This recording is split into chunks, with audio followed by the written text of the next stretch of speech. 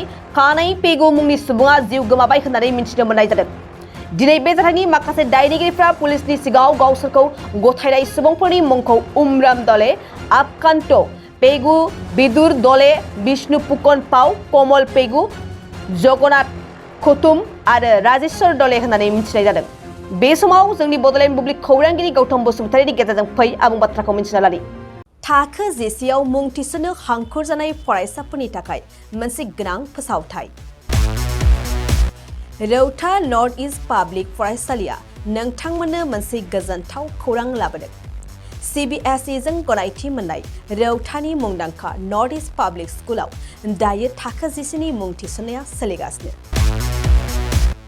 Science आरो arts मोन्नैबो स्ट्रिमनि थाखाय रौतानि नर्थ इस्ट पाब्लिक स्कुलाव मुं थिसननाया सोलिगासिनो। बे फरायसालियाव थाखोनि फराफारि आयदा फोरोंथायजों लोगोसेयैनो JEE, NEET, CUET, engineering, medical entrance आनजादनि थाखाय उफ्रा फोरोंथायबो होनाय जायो।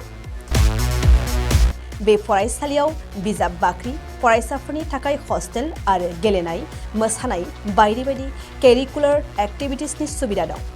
गोसो गुदुं फरायसाफोरा दिनैनो दानो नैबे मबाइल नम्बर 8638605769 नङाब्ला 9435184298 आव थोंजों सुलाद लानो हागोन।